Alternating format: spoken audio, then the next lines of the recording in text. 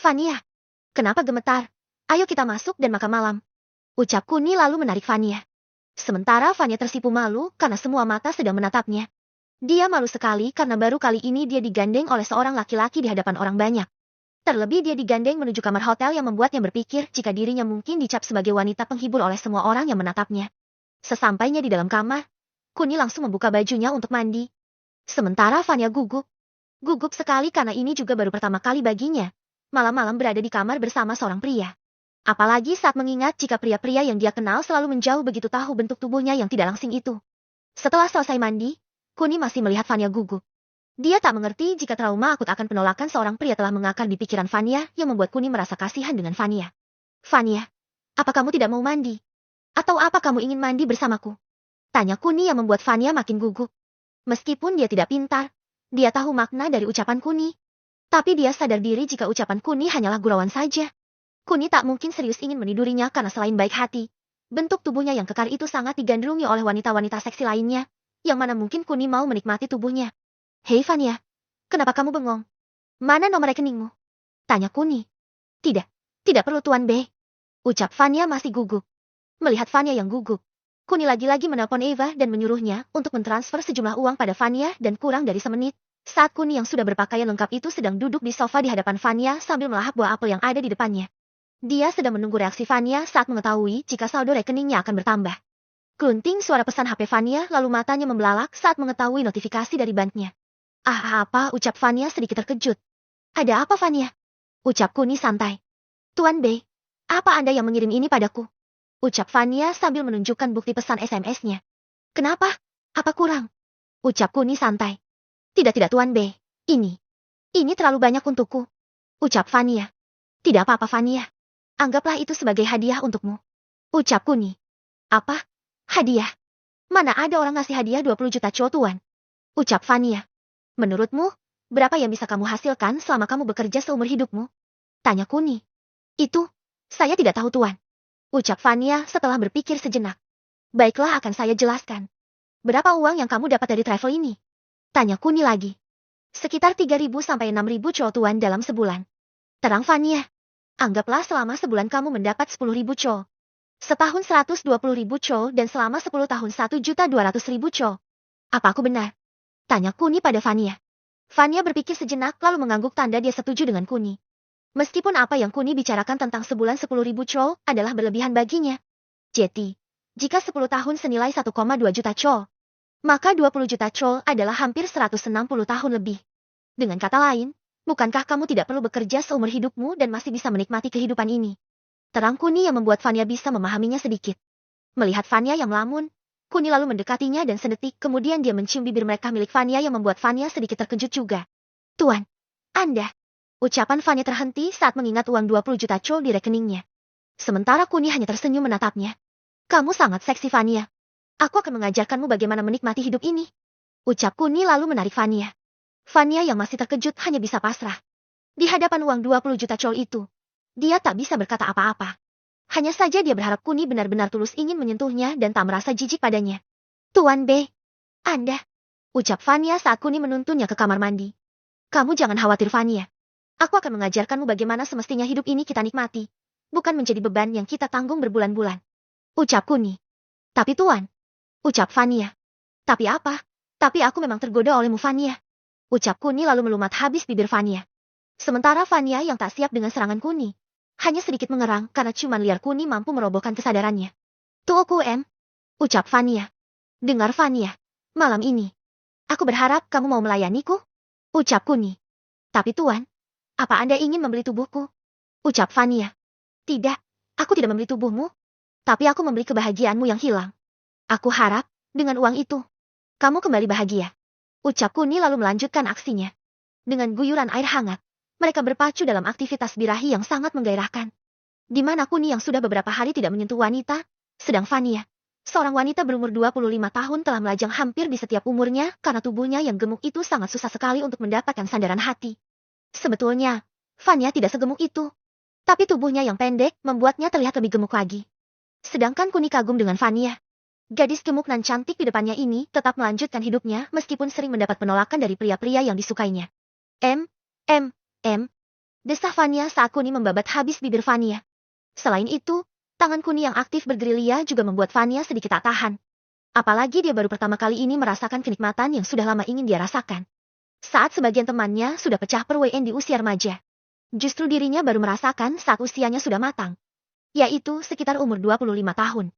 Setelah dirasa Fania sudah tak tahan lagi, Kuni lalu membuka seluruh pakaiannya dan pakaian Fania sehingga mereka telanjang bulat di kamar mandi yang menurut Fania adalah kamar mandi terbaik yang pernah dia lihat.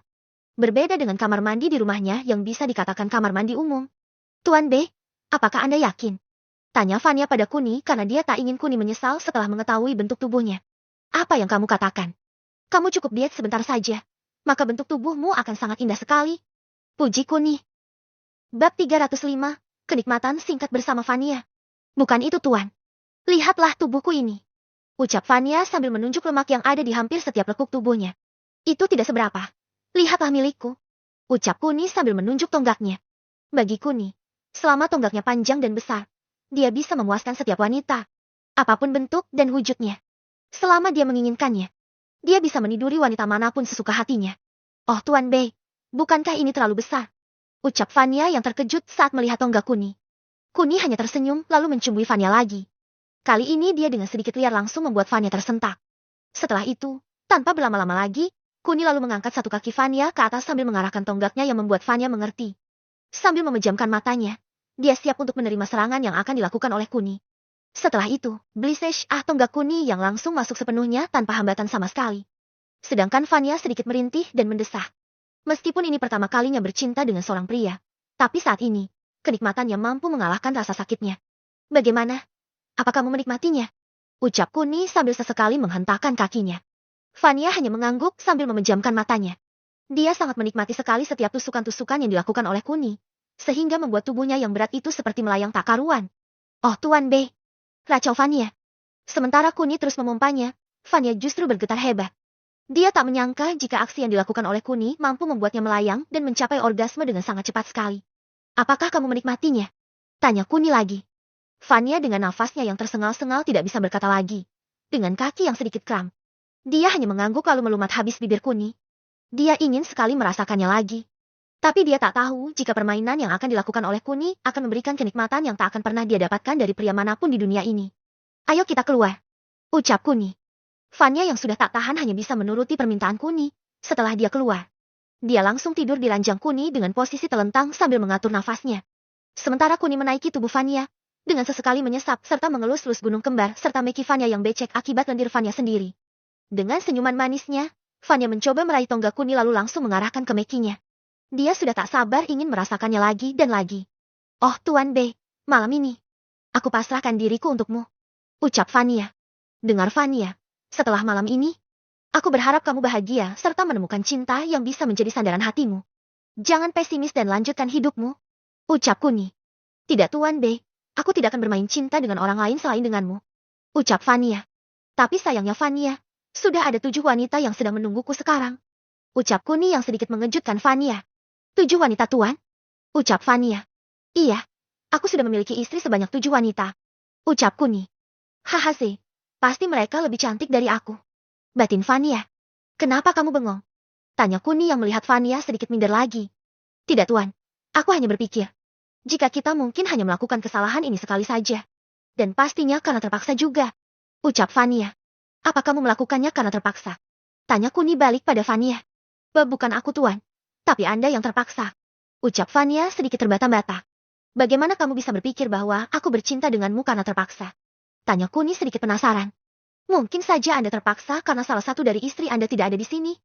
Terang Fania. Mendengar ucapan Fania, Kuni sedikit mengerti jika Fania berkata sesuai dengan apa yang ada. Terlebih sejak awal, Fania memang sudah tergolong wanita yang pesimis dalam soal percintaan. Mungkin ucapanmu ada benarnya Fania. Mungkin karena tidak ada istriku di sini. Tapi terlepas dari semua itu, aku memang benar-benar menginginkanmu. Aku menginginkanmu karena kepribadianmu yang menurutku patut aku apresiasi. Di samping itu, pesonamu sudah cukup membuatku nyaman. Terang Kuni yang membuat Fania sedikit tersipu malu. Karena selama kenal Kuni belum genap sehari ini, semua hal yang baru pertama kali terjadi adalah karena Kuni. Uang yang banyak sekali, bercinta, serta merasakan kenikmatan yang luar biasa, serta pujian demi pujian selalu diutarakan oleh Kuni. Seolah-olah Kuni adalah pria yang mampu membuat hatinya tenang. pria pertama yang membuatnya nyaman. Malam itu menjadi malam yang sangat panjang dan berkesan bagi Vania. Entah sudah berapa kali Vania mencapai klimaks. Bahkan jumlahnya yang tak terhitung itu sudah mampu membuatnya selalu tersenyum dan tersenyum. Terlepas dari kenyataan bahwa Kuni sudah memiliki 7 istri. Tapi malam ini, Kuni telah menjadi miliknya seutuhnya. Sehingga lebih dari 6 jam mereka bercinta dan kekaguman nampak terjalin di antara keduanya. Yang mana bagi Kuni sangat mengagumi keperkasaan Vania. Begitu pula Vania yang sangat mengagumi betapa hebatnya Kuni yang mampu membuatnya banjir berkali-kali. Bahkan setiap gaya yang dilakukan oleh Kuni mampu membuatnya merasakan kenikmatan bercinta yang tidak pernah dia rasakan sebelumnya. Karena ini memang yang pertama baginya. Setelah mengalami malam yang panjang, akhirnya mereka tidur dengan perasaan yang sangat bahagia. Terlebih Vania, selain mendapat kepuasan, dia juga sudah mendapat uang yang banyak. Cukup baginya untuk melanjutkan hidup serta memberikan sedikit rasa nyaman bagi kedua orang tuanya. Pagi menyingsing dan waktu sudah menunjukkan pukul 7 pagi, tapi Vania masih lelap tertidur yang membuat Kuni bisa sedikit bersantai. Sengaja Kuni tak membangunkannya karena dia sadar. Jika Vania semalam telah bekerja dengan sangat keras sehingga membuatnya mencapai klimaks sebanyak 3 kali hanya dengan Vania saja. Sehingga khusus hari ini, dia ingin agar Vania bisa beristirahat secara penuh. Apalagi semua urusannya tentang batu giok sudah selesai karena stok yang melimpah membuatnya sedikit bingung juga untuk menyalurkannya kemana. Karena waktu santai, Kuni akhirnya melanjutkan membaca bukunya. Buku terakhir yang harus dia baca. Mengingat kedua buku yang dia bawa sangat menarik. Sehingga dia berharap buku yang terakhir ini lebih menarik lagi karena dia sangat penasaran sekali. Bab 306, Jalan-jalan bersama Vania. Tapi lagi-lagi, semua tidak sesuai dengan ekspektasi Kuni. Buku terakhir yang dia baca adalah buku tentang semua yang pernah dia baca. Lebih tepatnya adalah rangkuman dari keseluruhan buku yang ditulis oleh gurunya. Jika tahu begini, lebih baik aku baca yang ini saja, batin Kuni. Sementara Kuni mengomel, Vania yang bangun tiba-tiba terkejut saat waktu menunjukkan pukul 11 siang. Yang mana untuk pertama kalinya, dia bekerja dengan tidak benar sama sekali. Tuan B, kenapa Anda tidak membangunkan saya? Keluh Vania pada Kuni. Membangunkanmu? Untuk apa? Ucap Kuni santai. Untuk apa? Bukankah Anda tahu kalau saya harus bekerja? Ucap Vania. Sudah cukup Vania, semalam pekerjaanmu sudah bagus sekali. Dan hari ini, kamu bisa istirahat seharian. Ucap Kuni sambil tersenyum. Tapi Tuan B, tidak ada tapi-tapian. Kamu bisa istirahat sekarang. Ucap Kuni menyela ucapan Vania. Tintong suara bel kamar Kuni berbunyi. Vania yang mendengar suara bel lalu bergegas untuk maju membuka pintu. Biar aku saja, kamu mandilah. Ucap Kuni santai yang mendapat anggukan dari Vania. Setelah Vania masuk ke kamar mandi, Kuni lalu membuka pintunya dan terkejut saat mengetahui jika kedua wanita yang naik pesawat dengannya ada di depan kamarnya sekarang.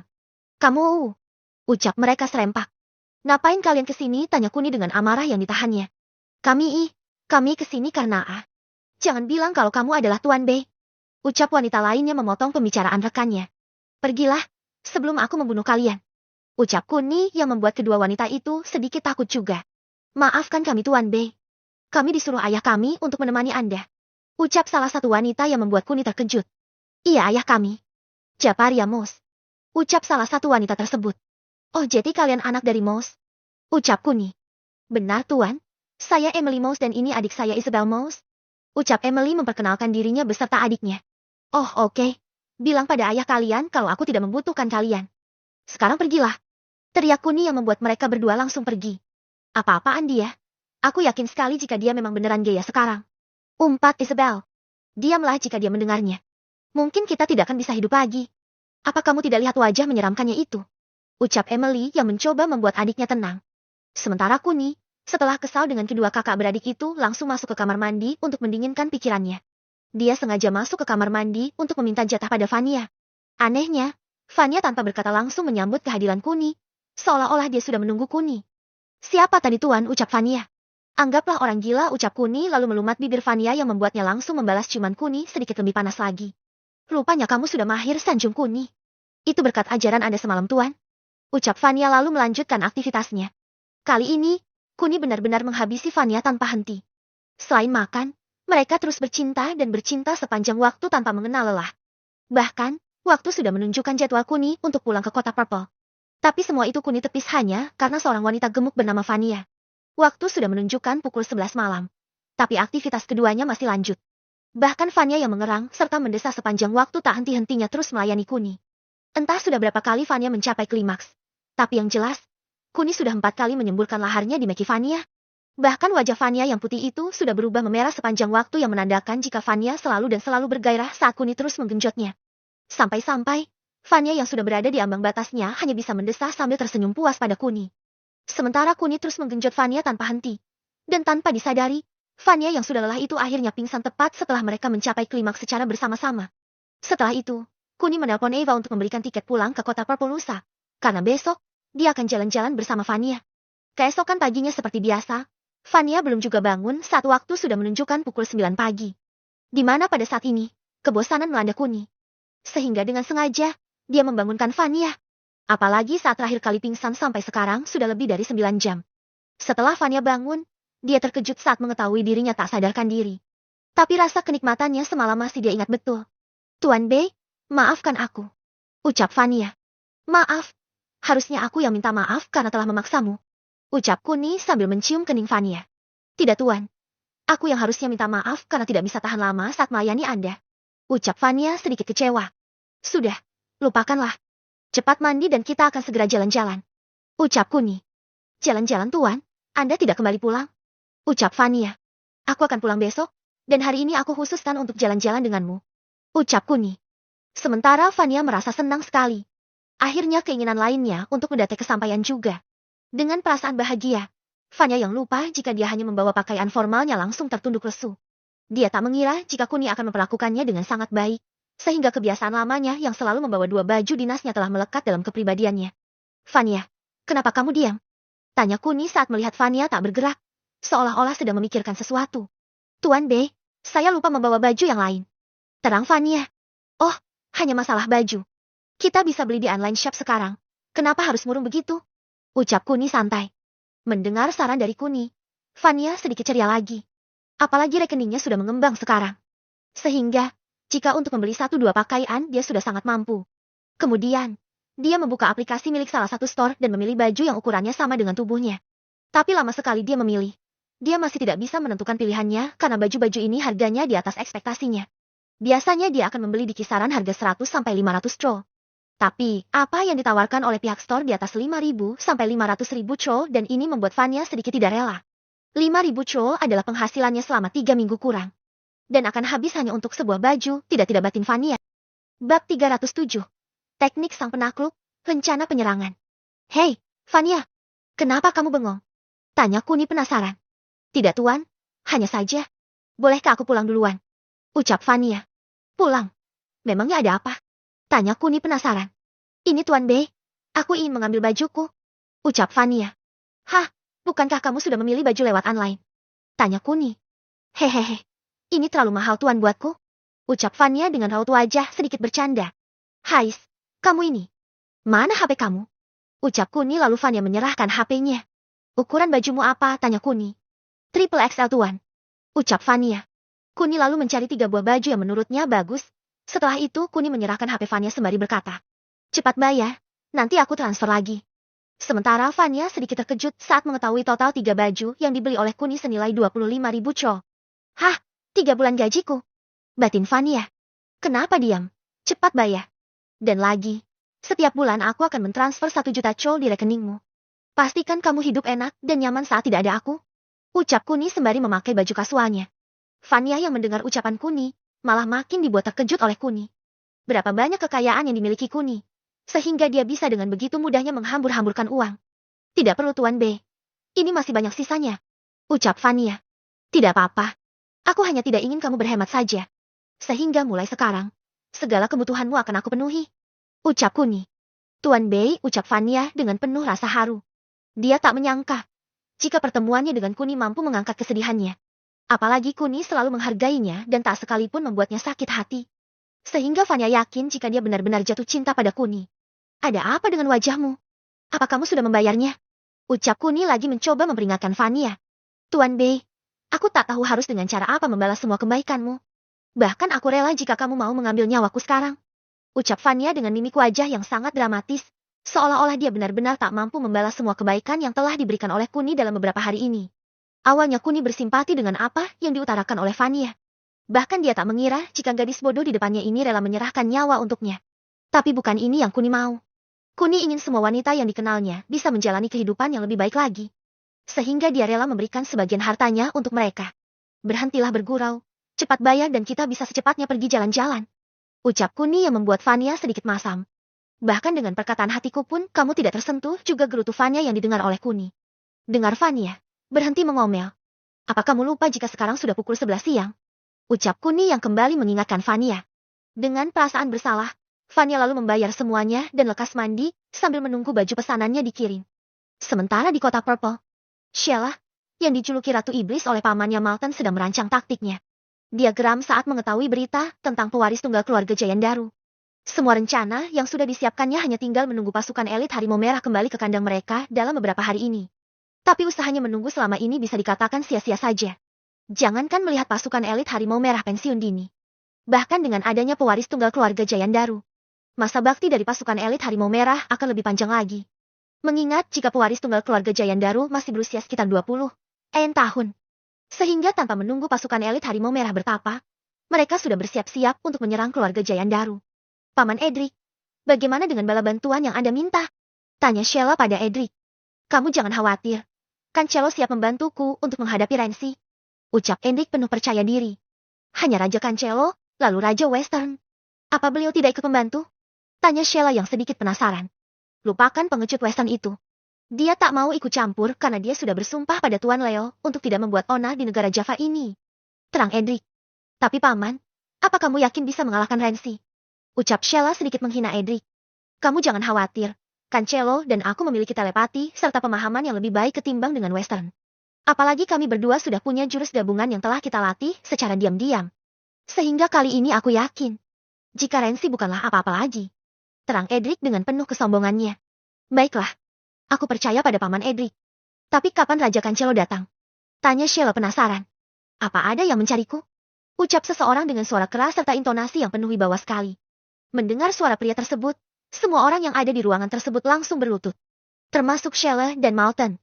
Hanya Edric yang tetap berdiri dan tak terpengaruh dengan intimidasi yang dimiliki oleh Raja Cancelo. Hahaha, sesuai dengan ucapan guru, teknik sang penaklukmu mampu membuat manusia biasa seperti mereka langsung bertekuk lutut di hadapanmu. Terang Edric sambil tertawa keras. Hahaha, kakak Edric bisa saja. Bukankah ini yang ingin kakak lihat? Ucap Raja Cancelo sambil bergurau dengan Edric. Sementara semua orang yang ada di ruangan tersebut tidak bisa bergerak. Bahkan berucap pun tidak bisa, yang membuat Edric sedikit kasihan saat melihat orang-orang lemah ini. Sudah Dick, lepaskan pengaruhmu. Ucap Edric. Sesuai permintaan kakak seperguruan. Ucap Raja Cancelo lalu sedetik kemudian, semua orang menghela nafas panjang seolah-olah baru diberi kebebasan dari menahan beban yang sangat berat sekali. Aha, salam hormat yang mulia. Ucap Sheila sembari menangkupkan kedua tangannya. Salam hormat yang mulia, ucap mereka serentak. Sudah, kalian boleh berdiri. Ucap Raja Cancelo sombong sekali.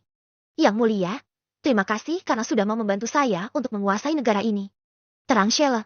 Aku tidak butuh kata terima kasih darimu. Tapi aku butuh tubuhmu. Bukankah kamu sudah bilang jika kamu akan menjadi selir kusayaan? Ucap Raja Cancelo sambil mengelus dagu Sheila. Sheila hanya mengangguk tanda dia setuju. Karena dia sudah membuat kesepakatan di awal dengan Raja Cancelo. Asal dia bisa menguasai dan menghancurkan negeri ini, dia rela menjual tubuhnya pada siapapun yang mampu mengabulkan keinginannya ini. Dan pilihan itu jatuh pada Raja Cancelo, Raja tamak akan hasrat seksual, dan bisa dikatakan, Raja haus SX yang bahkan lebih parah dari Kuni. Bab 308, hambatan besar sekali. Sheila hanya mengangguk tanda setuju. Baiklah. Kapan kita bisa memulai rencana kita? Karena aku sudah tak sabar ingin menikmati tubuh sintal milikmu ini. Ucap Raja Cancelo tanpa basa-basi lagi. Maaf yang mulia, kita hanya perlu menunggu kabar dari mata-mata kita dan setelah kita mendengar kabar itu, kita bisa membuat rencana yang matang. Sehingga persentase kemenangan kita bisa mencapai 100%. Ucap Sheila dengan bibir sensualnya. Raja Cancelo yang sudah tak tahan, langsung melumat habis bibir Sheila di hadapan semua orang. Sementara semua orang yang ada di ruangan tersebut langsung berbalik badan, tak terkecuali Malton dan Edric. Tunggu yang mulia, setelah aku menguasai negara ini, maka Anda bisa melakukan apapun yang Anda mau. Ucap Sheila mencoba memperingatkan Raja Cancelo setelah dia mendorong tubuh Raja Cancelo. Aku akan mewujudkan mimpimu itu. Ucap Raja Cancelo. Sim kembali ke Kuni. Kuni yang sedang asyik bercandaria bersama Vanya di sebuah taman hiburan terkejut saat mengetahui HP-nya berdering dan Eva yang telah menghubunginya. Ada apa Eva? Ucap Kuni santai. Kun gawat, aku baru saja melihat Raja Cancelo turun dari pesawat dan sekarang, dia sedang menuju ke sebuah tempat yang bisa aku asumsikan sebagai markas dari Edric dan Malton. Terang Eva yang membuat Kuni terkejut. Apa ini benar, F? Apa kamu tahu tujuannya dia ke sini? Tanya Kuni sedikit penasaran. Aku tidak tahu pasti, Kun. Tapi aku bisa lihat. Jika identitas Dewi sebagai pewaris tunggal keluarga Jayandaru sudah tercium oleh mereka, aku yakin ada mata-mata di rumah Nyonya Baibara. Terang Eva lagi. Sementara Kuni terkejut. Dia tak habis pikir jika identitas Dewi bisa tercium secepat ini. Bahkan dia lupa belum mencari peran pengganti untuk keamanan Dewi. Sehingga kekhawatiran yang selama ini menghantuinya telah muncul juga. Kun, apa kamu masih di sana? Teriak Eva. Iya, aku masih mendengarkanmu. Ucap Kuni. Baiklah, aku akan membelikanmu tiket sekarang juga. Jetty bergegaslah ke bandara. Ucap Eva lalu mematikan teleponnya. Vania, maaf. Aku harus pergi sekarang. Ucap Kuni. Ada apa Tuan B? Sepertinya Anda gelisah. Tanya Vania. Aku punya keperluan mendesak. Setelah urusanku selesai, aku akan menghubungimu lagi. Ucap Kuni lalu beranjak pergi meninggalkan Vania sendiri. Tunggu Tuan B. Biarkan aku mengantarmu. Ucap Vania. Tidak perlu, lanjutkanlah kebahagiaanmu. Ucap Kuni lalu mengecup Vania beberapa detik lalu bergegas pergi. Sementara Vania tersipu malu, dia tak bergerak beberapa saat, dan tak melihat Kuni saat dirinya tersadar. Hanya beberapa pasang mata yang melihatnya dan membuatnya malu. Sehingga dia langsung pergi ke rumahnya. Sim kembali ke Sheila, di mana pada saat ini, informasi yang dia tunggu-tunggu telah datang. Di mana dia kembali terkejut saat mendengar jika pewaris tunggal keluarga Jayandaru adalah Dewi Sanjaya. Putri dari keluarga Sanjaya yang tiba-tiba hilang bak di telan bumi. Apa kamu yakin? Tanya Sheila sedikit mengintimidasi. Yakin Nona? Ucap mata-mata tersebut. Baiklah, keberadaannya ada di mana sekarang? Tanya Sheila lagi. Dia ada di sebuah rumah di Silver Lake. Dan pemilik rumah itu adalah keluarga Mirza. Ucap mata-mata itu yang kembali mengejutkan Sheila. Sebagai warga kota Purple, dia tahu betul bahwa keluarga Mirza adalah keluarga misterius yang tidak boleh disentuh. Bahkan cerita tentang kekejaman keluarga Mirza yang melenyapkan siapapun yang membuat masalah dengannya tidak boleh disepelekan karena itu benar-benar terbukti. Paman Malton, Paman Edric dan calon suamiku, Raja Cancelo. Kita punya hambatan yang besar sekali di sini. Ucap Sheila dengan nada kecewanya. Apa maksudmu? Iya, apa maksudmu Sheila? Tanya Malton. Apa Paman tidak mendengarnya tadi? Pewaris tunggal keluarga Jayandaru sedang berada di kediaman keluarga Mirza. Itu tandanya dia mendapat perlindungan dari keluarga Mirza. Terang Sheila. Terus apa hubungannya dengan kita? Kita hancurkan aja sekalian keluarga Mirza. Dengan begitu kita bisa menguasai aset yang dimiliki oleh keluarga Mirza. Ucap Malton. Bodoh. Sungguh Paman bodoh. Apa Paman tidak tahu betapa kejinya keluarga Mirza? Mereka bahkan melenyapkan siapapun yang mencoba mencari masalah dengan keluarga Mirza. Teriak Sheila. Sheila, dengar. Untuk apa kita takut? Lihatlah sekarang. Ada adik seperguruanku, Raja Cancelo. Dan juga ada aku. Siapa yang bisa mengalahkan kami saat kami berdua menggabungkan kekuatan? Terang Edric yang sedikit mencerahkan pikiran Sheila. Apa yang dikatakan Edric memang benar. Tapi ini mengenai keluarga Mirza. Dan di sini, Sheila masih ragu-ragu untuk mengambil keputusan karena dampaknya saat sekali menyinggung keluarga Mirza adalah kematian bagi dirinya. Apalagi yang kamu pikirkan? Jika bukan sekarang kita menyingkirkan keluarga Mirza, lalu kapan lagi? Apalagi sekarang kita sedang diuntungkan karena ada Raja Cancelo dan juga Tuan Edric. Sekali mendayung, 2-3 pulau terlampaui Sheila. Apa kamu lupa isi pepatah itu? Ucap Malton yang mencoba mencuci otak Sheila. Tapi ini lain Paman. Konsekuensinya adalah kematian bagi kita. Terang Sheila lagi. Ini yang aku takutkan. Kamu takut sebelum berperang. Terang Malton. Sheila, calon istriku. Siapapun lawannya, kerajaanku akan selalu melindungimu. Percayalah pada calon suamimu ini.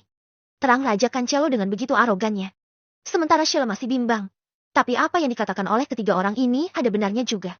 Terlebih kerajaan Oceani, kerajaan yang sangat besar berada di pihaknya. Sehingga untuk apa takut pada keluarga Mirza yang hanya menduduki kota Purple? Baiklah karena kalian yang memaksa, maka kita buat dulu rencana matangnya. Ucap Sheila dengan mata berapi-apinya. Dia sudah bertekad untuk melawan dan menjadi musuh dari keluarga Mirza. Terlebih lagi, jika bukan sekarang, lalu kapan lagi untuk bisa melenyapkan keluarga Mirza? Setelah hampir 15 menit, rencana yang dibuat oleh Sheila telah matang. Dia akan menyerbu rumah Kuni kurang dari 2 jam. Karena pasukan kerajaan Oceani milik Raja Cancelo akan tiba di kota Purple dalam waktu 1,5 jam lagi. Sementara Nyonya Baibara yang mendengar kabar tentang penyerangan yang akan dilakukan oleh Malton langsung lemas. Apa yang dia takutkan akhirnya terjadi juga. Apalagi, situasi kota Sun yang memanas dan bisa berperang kapan saja. Untung saja dia sudah menyuruh Rensi dan beberapa orang dari pasukan elit Harimau Merah untuk menjaga dan mengawal Dewi sampai peran orang pengganti untuk Dewi ditemukan. Sehingga hatinya sedikit lega sekarang. Bab 309, pertempuran dimulai. Terjadi pembantaian massal.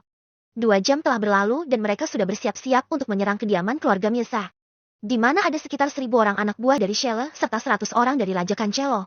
Sementara di kediaman rumah Kuni, Rensi yang sudah mendapat kabar sejak 1 jam yang lalu langsung terkejut. Sehingga dia langsung menyembunyikan Dewi beserta yang lainnya di ruangan yang aman sekali. Yaitu di ruang rahasia di lantai pertama. Lebih tepatnya di bawah tangga. Sebenarnya Rensi ingin membawa Dewi ke kota Sun. Tapi kabar dari Nyonya Baibara sudah kembali mengejutkannya di mana perang di perbatasan kota Sun telah pecah. Lebih memusingkannya lagi saat penyerangan dilakukan bersamaan dengan penyerangan yang ada di kota Purple ini. Bahkan Rensi menduga jika penyerangan di kota Sun adalah sebagai pengalihan saja agar kemiliteran tidak bisa membantu dirinya. Begitu pula pasukannya yang tak bisa membantu pihak militer karena bentrokan yang terjadi secara bersamaan dengan 2 tempat yang berbeda. Tuan Handi, Tuan Mohan. Bersiap-siaplah, teriak Rensi. Mohan dan Tuan Handi yang mendengar berita ini dari Rensi merasa gugup. Tapi saat mengingat ucapan Kuni, dia yakin sekali bahwa kali ini adalah ajang pembuktian darinya. Mohan beserta Tuan Handi sudah bersiap-siap. Bahkan seluruh rekan-rekan Mohan yang awalnya sekitar 30 orang, kini menjadi 350 orang.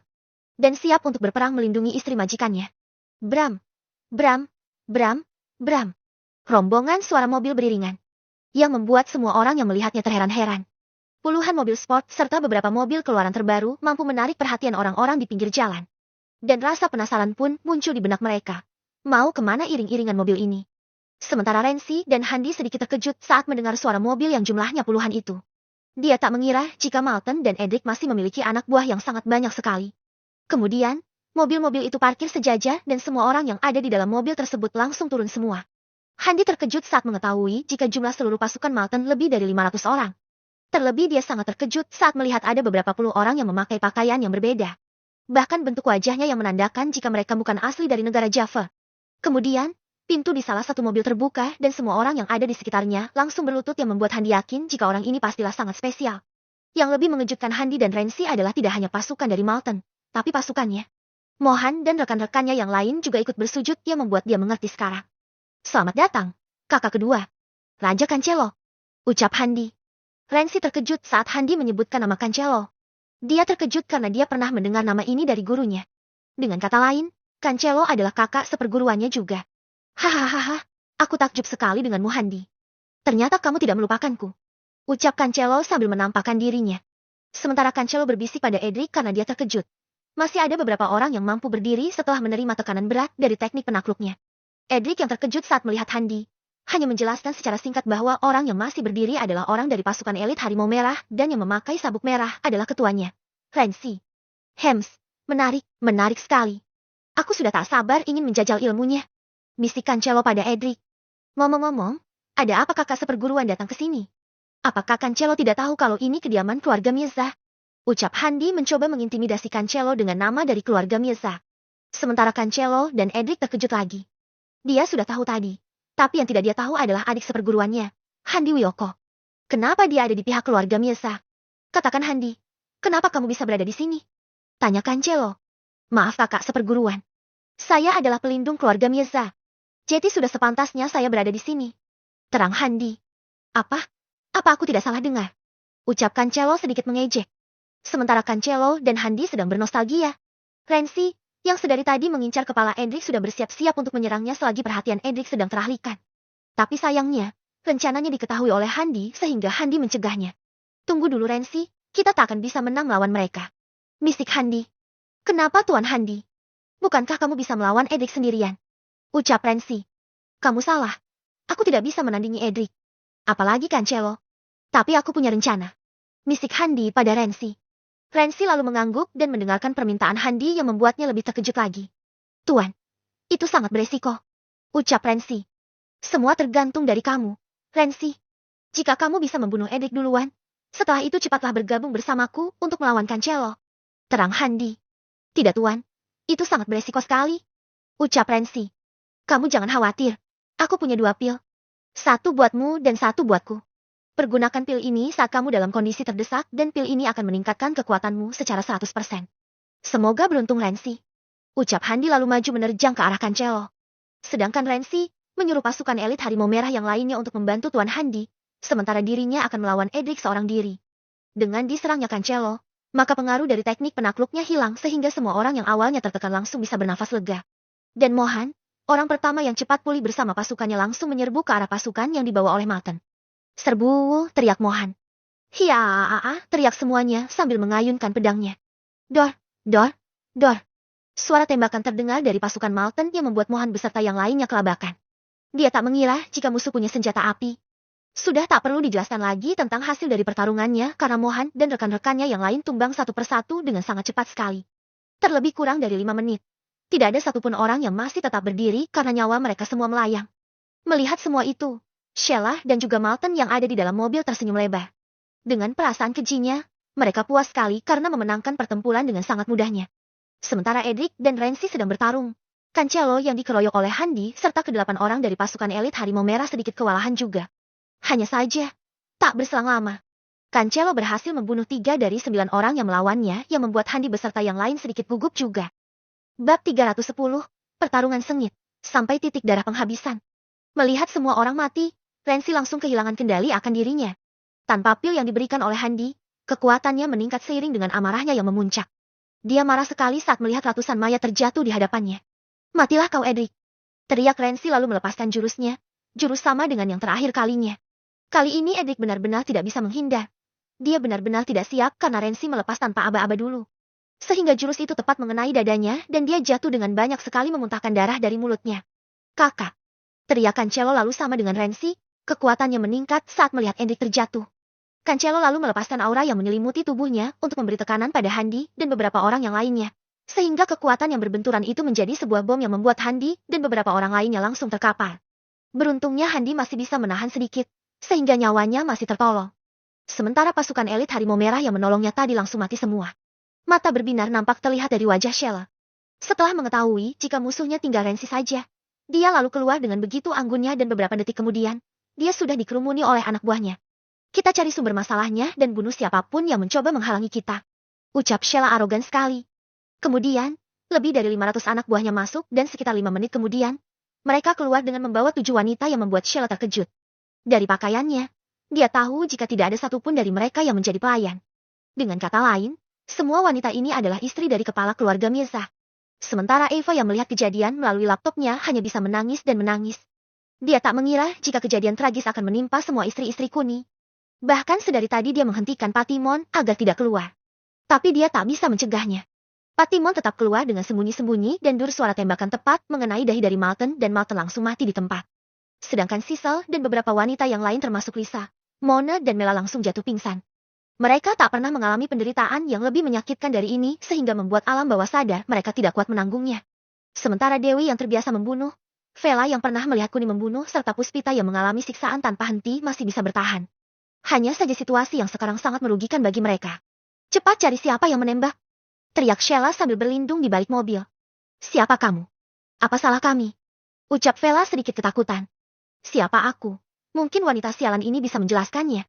Teriak Sheila sambil menunjuk Dewi. Bunuhlah aku. Tapi lepaskan mereka. Ucap Dewi tanpa takut akan kematian. Kamu tenang saja. Aku pasti membunuhmu. Ucap Sheila lalu mengarahkan pistolnya pada Dewi. Matilah, teriak Sheila lalu dia melepaskan tembakan dan tepat mengarah ke jantung Dewi. Dewi yang langsung tergeletak di tempat membuat Puspita dan Vela menjerit. Sementara Puspita hanya menangis, Vela dengan amarahnya lalu berlari ke arah Sheila dan menjambaknya, mencabik-cabiknya sehingga rambut dan wajah Sheila penuh dengan luka cakar. Suara tembakan membuat Vela terhenti dan dia akhirnya jatuh juga. Puspita juga ditembak di kepala yang membuatnya meregang nyawa. Bahkan Sissel, Mela, Lisa dan Mona juga diberondong peluru. Meskipun keadaan mereka masih dalam posisi pingsan. Tapi inilah kekejaman seorang wanita yang disebut iblis, Sheila. Sehingga kurang dari 5 menit, ketujuh wanita itu mati dan tak bernafas lagi. Sementara Renzi, yang mendengar suara tembakan dan jeritan dari Puspita, langsung meminum pil yang diberi oleh Handi lalu kurang dari 5 detik, kekuatannya meluap-luap. Hal ini juga mengejutkan Cancelo serta Edric.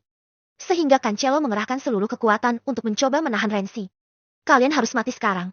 Teriak Renzi sambil mengarahkan serangannya pada Cancelo. Adik, kita gunakan jurus tembok Ebisu untuk menahannya. Ucap Edric yang mendapat anggukan dari Cancelo. Kemudian, mereka berdua menyatukan kekuatannya dan menahan serangan dari Renzi. Sementara anak buah dari Sheila melapor bahwa orang yang menembak mereka telah mati, dan membuat Sheila tertawa terbahak-bahak. Sedangkan di sisi lain, Renzi yang tertahan sangat terkejut saat serangannya mampu ditahan oleh mereka berdua. Sehingga tak beberapa lama, tenaga Renzi sudah habis dan dia harus menerima kenyataan bahwa kekuatan gabungan dari Edric dan Cancelo tak bisa dia kalahkan. Hahaha, suara tawa Cancelo saat mengetahui jika tenaga Renzi sudah habis. Kemudian, giliran Cancelo yang menghajar Renzi. Sedangkan Edric yang luka sedikit parah masih berusaha menyembuhkan lukanya akibat serangan Rensi yang telak serta penahanan serangan lanjutan dari Rensi barusan. Matilah kamu Rensi! Teriak Cancelo. Rensi yang bisa melihat serangan dari Cancelo hanya bisa mengumpulkan tenaga yang tersisa untuk memperkuat kesenjangan ruang hampanya. Meskipun serangan Cancelo mengenainya secara telak, tapi efeknya tidak membahayakan baginya. Hanya saja, kesenjangan ruang hampanya hanya mampu dipakainya beberapa kali saja. Setelah pelindungnya habis, dia akan mati seperti Dewi dan yang lainnya. Kurang lebih, setelah 3 kali serangan, akhirnya Rensi jatuh di hadapan Handi. Sedang Handi yang dari tadi sedang memulihkan lukanya hanya bisa pasrah. Dengan keadaan terdesak seperti ini, sangat tidak mungkin untuk melindungi diri sendiri batin Handi. Rensi, diamlah sebentar. Mistik Handi lalu menyentuh punggung Rensi. Sementara Rensi yang sudah tak punya tenaga hanya bisa diam. Dan kurang dari 5 detik. Tenaga Rensi berangsur-angsur pulih. Meskipun hanya sekitar 20%. Tapi itu cukup untuk memberikan serangan kejutan lalu pergi dari sini. Atau bertahan dari serangan Cancelo beberapa putaran lagi. Tuan Handi, Anda... Ucap Rensi tak percaya jika Handi menukar nyawanya dengan energi yang diberikan pada Rensi. Handi pun gugur. Sekarang hanya tinggal Rensi seorang yang masih hidup, selain Eva tentunya. Dan serangan demi serangan telah dilancarkan oleh Cancelo dan pertahanan Rensi telah mencapai batasnya. Sehingga serangan terakhir ini pasti membuat nyawanya melayang. Matilah Rensi, teriak Cancelo lalu melancarkan serangan pamungkasnya. Sementara Rensi hanya bisa pasrah menerima serangan terakhir dari Cancelo sambil menutup matanya. Lama sekali dia menunggu hampir 10 detik. Tapi serangan Cancelo tidak segera mengenainya. Hal ini membuat Rensi penasaran lalu dia membuka matanya dan seseorang sedang berdiri di hadapannya. Bab 311. Matinya seluruh bidadarinya, membuat Kuni kesepian. Seorang laki-laki yang dia kenal, punggung yang dia hafal sedang membelakanginya. Dia adalah Bayi Kuni Mirza. Kun, ucap Rensi lemas. Setelah menahan serangan dari Cancelo, Kuni dengan keadaan linglung. Pikirannya dipenuhi amarah dan logikanya sudah tak tertahankan lagi. Dengan kaki yang sedikit gemetar, dia datang ke tubuh istri-istrinya yang sudah tak bergerak itu. Bahkan anak kecil pun tahu jika itu adalah mayat. Sementara selain Rensi, semua orang termasuk Cancelo, Edric, Sheila dan ratusan anak buahnya tak bisa bergerak. Mereka hanya bisa melihat ke depan dengan perkataan sedikit mengeluh akan tubuhnya yang tidak bisa digerakkan. Dewi, Vela, Sisel Puspita, Lisa, Mona dan Mela. Maafkan aku. Aku terlambat sehingga kalian semua mati. Ini semua salahku, karena kalian mati. Aku yang salah karena tidak bisa melindungi kalian. Aku akan melenyapkan siapapun yang telah membunuh kalian. Ucap Kuni singkat lalu berbalik memandang Rensi. Kun, terdengar suara keras memanggil Kuni dari kejauhan. Setelah Eva mengetahui jika Kuni telah sampai, dia lalu keluar dengan suara isak tangis kerasnya. Selain dia kehilangan Patimon, kedua matanya sangat sedih sekali saat menyaksikan ketujuh wanita yang ada di depannya telah dibunuh oleh satu orang wanita. Dan wanita itu adalah Sheila. Dia Kun, wanita keji ini yang telah membunuh seluruh istri-istrimu. Dia yang telah menembak istri-istrimu meskipun dalam keadaan pingsan. Terang Eva dengan sebisa mungkin menahan kesedihannya. Sementara Kuni tak berkata apapun. Dia menatap Sheila diam. Kemudian dia melepaskan auranya dan kurang dari 5 detik. Seluruh pasukan milik Sheila tergeletak semua. Tak ada yang masih berdiri selain Cancelo, Edric dan Sheila. Sheila Raymond, lahir di negara Borneo. Tapi menetap di sini. Apa alasanmu membunuh seluruh istriku? Teriak Kuni lalu mencekik Sheila. Sementara Sheila tak bisa membalas ataupun berucap. Dia terkejut karena Kuni tahu tentang nama keluarganya. Siapa kamu? Tanya Sheila penasaran. Siapa aku? Aku adalah kepala keluarga Mirza, ucap Kuni santai lalu melempar Sheila ke sebuah mobil di depannya, berak. Kemudian Kuni berjalan ke arah Rensi lalu menciumnya. Rensi yang awalnya terkejut karena dicium oleh Kuni langsung. Lebih terkejut lagi saat tenaga serta memah di tubuhnya pulih secara instan. Kurang dari 2 detik. Rensi kembali seperti sedia kala. Maafkan aku Rensi, aku terlambat. Tapi terima kasih karena telah bertahan sejauh ini. Ucap Kuni lalu kembali berjalan ke arah Sheila. Aku tidak tahu. Kita punya dendam apa sehingga kamu menghabisi seluruh istriku. Tapi satu yang pasti, aku akan membuatmu lebih menderita dari mereka. Ucap Kuni lalu menampar Sheila dengan keras sekali, laak. Mendapat tamparan dari Kuni, Sheila hanya bisa mengerang kesakitan. Awalnya dia tak bisa bicara karena tekanan yang diberikan oleh Kuni. Tapi sekarang, dia benar-benar tak bisa bicara akibat sebuah tamparan dari Kuni. Kamu wanita bajingan. Teriak Kuni lalu memukul Sheila bertubi-tubi sampai wajahnya benar-benar hancur. Bahkan Kuni tahu jika Sheila telah mati, tapi Kuni tetap melancarkan aksinya sampai kepala Sheila benar-benar hancur. Tanpa suara, Sheila mati dan ini membuat Edric serta Cancelo terkejut bukan main. Mereka terkejut karena Kuni tak pandang bulu dalam membunuh. Bahkan seorang wanita pun dia bunuh dengan begitu kejinya. Setelah lebih dari 50 pukulan, sampai kepala Sheila hancur. Kuni berhenti dan menatap Edric serta Cancelo. Kuni menyesali keputusannya membiarkan Edric dan Malton lolos. Sehingga akibatnya sekarang adalah seluruh istri-istrinya telah mati akibat ulah mereka. Siapa kamu? Kenapa kamu memiliki kekuatanku? Tanya Cancelo pada Kuni. Kekuatanmu? Tanya Kuni keheranan. Kamu salah kakak seperguruan. Teknikmu dan dia berbeda. Teknikmu hanyalah penakluk, tapi dia adalah raja penakluk. Terang Rensi yang membuat Cancelo lebih terkejut lagi. Apa kamu bilang? Kakak seperguruan. Ucap Cancelo terkejut lagi. Iya, aku adalah adik terakhir kalian. Ucap Rensi lalu melepas topeng yang hanya tersisa penutup hidung ke atas. Sementara bagian mulutnya sudah rusak akibat serangan yang dilakukan oleh Cancelo. Jetty, kamu adalah murid guru yang terakhir. Ucap Edric terkejut. Jetty selama ini, mereka saling bermusuhan antara kakak dan adik seperguruan. Dan itu tidak disadari oleh Edric. Aku tidak butuh nostalgia kalian saat ini. Tapi aku butuh penjelasan yang masuk akal. Kenapa kalian menyerbu ke keluarga Mirza? Terlebih kalian berani membunuh istri-istriku? Teriak Kuni lalu menendang Edric. Berak. Teriak Edric saat menerima tendangan dari Kuni lalu membentur mobil terdekat. Ini semua salah wanita iblis itu. Dia yang menyuruh kami untuk menyerang rumahmu dan membunuh pewaris tunggal keluarga Jayandaru. Terang Cancelo. Mendengar perkataan Cancelo, Kuni yang mengetahui jika Cancelo adalah raja dari Oceani langsung menamparnya berkali-kali yang membuat wajah Cancelo memar sampai tak dikenali lagi. Aku akan menghancurkan keluarga dan negaramu di hadapanmu sendiri. Camkan ini. Ucap Kuni lalu membiarkan Cancelo hidup. Sementara Edric, dengan tubuhnya yang hancur bagian dalam, hanya bisa menunggu kematiannya.